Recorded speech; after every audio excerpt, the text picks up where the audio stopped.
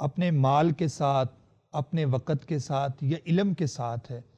ہم دوسرے لوگوں کو کیسے مستفید فرما سکتے ہیں کہ اگر اللہ نے آپ کو مال دیا ہوا ہے، یا اللہ نے آپ کو وقت دیا ہوا ہے، یا اللہ نے آپ کو علم دیا ہوا ہے، تو کیا فرمانا چاہیں گے آپ؟ بسم اللہ والصلاة والسلام علی رسول اللہ۔ نعمان صاحب، رسول اللہ صلی اللہ علیہ وسلم نے صلی اللہ علیہ وسلم۔ اپنے کردار سے اور اپنے عمل سے یہ ساری چیزیں اپنی امت تک پہنچا دی ہیں۔ بے شک۔ خود اللہ کے رسول علیہ الصلاۃ والسلام جب مدینہ میں تشریف لائے، اس وقت آپ دیکھیں کہ جو مہاجرین تھے، جو جی مکہ سے ہجرت کر کے مدینہ آئے تھے، ان کے پاس کچھ نہیں تھا۔ اہل مدینہ کے پاس کچھ وسائل تھے کہ ان کے باغات تھے، فصلیں تھیں، تو مکہ کے لوگ سب کچھ چھوڑ کے مدینہ آئے تھے۔ بالکل۔ تو رسول اللہ صلی اللہ علیہ وسلم نے سب سے پہلا کام تو یہ کیا کہ آپ نے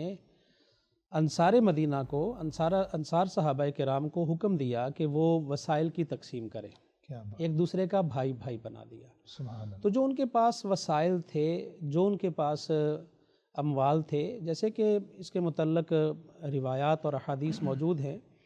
کہ حضرت عبد الرحمن ابن عوف رضی اللہ تعالیٰ عنہ کا بھائی اللہ کے رسول علیہ السلام نے سیدنا سعد بن ربیع کو بنایا تھا۔ جی انہوں نے یہ پیشکش کی کہ میں اپنا آدھا مال آپ کو دیتا ہوں، آدھا خود رکھ لیتا ہوں۔ اس طرح سے صحابہ کرام نے اپنے مال کی قربانیاں دی تھی انصار مدینہ نے۔ اور اسی طرح سے اگر کسی کے پاس وقت ہے تو وقت کو مفید بنانے کے لیے، جیسے صحابہ کرام کا طرز عمل رہا ہے، جی مفید کیسے بن سکتا ہے کہ سننے والے کو تعلیم دی جائے، اس کی تربیت کی جائے اور ایمان و عمل کی باتیں کی جائیں، اس طرح سے وقت مفید ہوتا ہے۔ ایک بندہ کسی بھی جگہ پہ پڑھانے کے لیے، دین کی دعوت کے لیے، تبلیغ کے لیے یا تدریس کے لیے جی اگر وسائل خرچ نہیں کر سکتا، اس کے پاس اتنا مال نہیں ہے، لیکن وقت دے سکتا ہے، وہ مسجد کو وقت دے دیتا ہے، وہ کسی خیر کے کام میں وقت دے دیتا ہے، وہ جسمانی طور پہ محنت کرتا ہے، تو یہ انشاءاللہ اس کے لیے مفید ہے۔ جو لوگوں کے لیے چیز فائدہ مند ہوتی ہے، وہ اس کے اپنے لیے انشاءاللہ مفید ہوگی۔ اسی طرح سے علم ہے جی کہ ایک بندے کے پاس علم ہے، دین کا علم، جو کہ بنیادی طور پر تو علم سے مراد ہی دین کا علم ہے، جی تو وہ آگے لوگوں تک پہنچاتا ہے۔ اور رسول مکرم صلی اللہ علیہ وسلم نے کئی مواقع پہ اس کی بڑی اہمیت بیان کی ہے۔ جیسے آپ علیہ الصلاۃ والسلام نے فرمایا کہ وہ بندہ تو قابل رشک ہے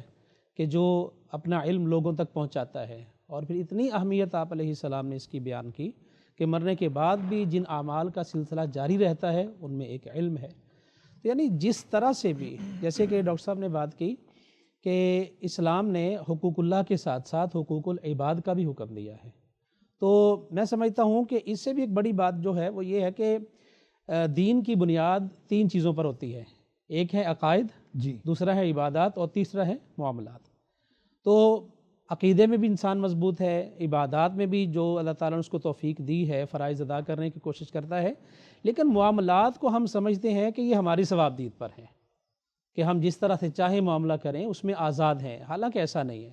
اسلام نے زندگی گزارنے کا مکمل سلیقہ دیا ہے، طریقہ دیا ہے، ضابطہ مقرر کیا ہے، اور ساتھ ساتھ اس کو بتلایا ہے کہ کہاں پہ چلنا ہے، کہاں رکنا ہے۔ جیسے اللہ کے رسول علیہ الصلاۃ والسلام کا فرمان ہے کہ جب تک 5 چیزوں کا انسان قیامت کے روز جواب نہیں دے سکے گا، اپنے قدم نہیں ہلا پائے گا۔ تو اس میں جہاں جہاں پہ بھی، یعنی بنیادی طور پر آپ نے 3 وسائل کی بات کی ہے، ایک مال ہے، دوسرا وقت ہے، اور تیسرا علم ہے۔ یعنی اگر آپ کو کسی بھی فن میں، کسی بھی شعبہ میں معلومات ہیں۔ شیخ صاحب، میں یہی اسی طرف آنا چاہ رہا تھا کہ جیسا کہ آپ نے فرمایا کہ بنیادی جو علم مراد لیا جاتا ہے وہ قرآن و حدیث کا یا دین کا علم لیا جاتا ہے،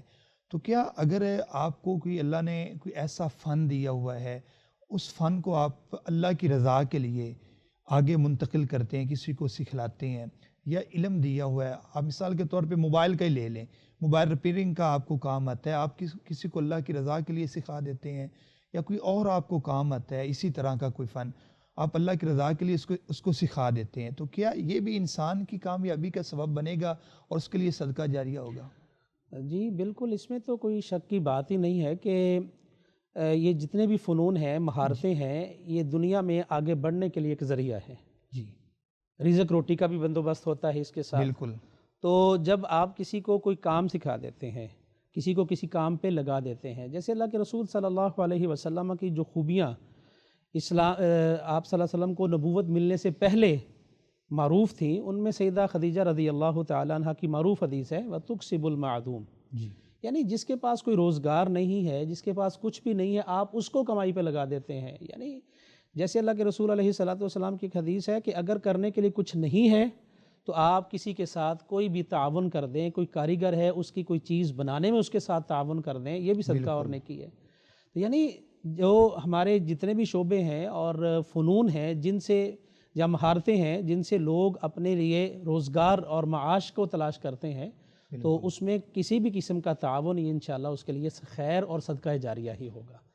تو بات ہے کہ یہ جتنے بھی فنون ہیں، جی بالکل، جو علم کی بات ہے وہ اور ہے، یہ فنون ہیں اور یہ مفید ہیں، لوگوں کے کام آنے والے. جیسے اب آپ نے ایک سیٹ لگایا ہے اور پورا ایک نظام چل رہا ہے اور دنیا پوری آپ کا پروگرام دیکھ رہی ہے، اس کے پیچھے بھی بہت سے لوگوں کی مہارتیں ہیں بالکل، اور ان کا فن ہے. تو اسی طرح سے خیر کا کام ہو رہا ہے. اگر کوئی آدمی یہ کام بغیر کسی تنخواہ کے اور وظیفے کے کر لیتا ہے تو انشاءاللہ یہ اس کے لیے باعث اجر بھی ہوگا. اور اسی طرح کوئی بھی کام ہے جی بہت شکریہ، جہاں پہ آپ سمجھتے ہیں کہ کسی کا فائدہ ہو سکتا ہے، کسی کے لیے کوئی رزق کا انتظام ہو سکتا ہے، کوئی بندہ اپنے بچوں کے لیے روٹی کما سکتا ہے، آپ اس کے ساتھ تعاون کرتے ہیں، انشاءاللہ باعث خیر اور باعث اجر ہے.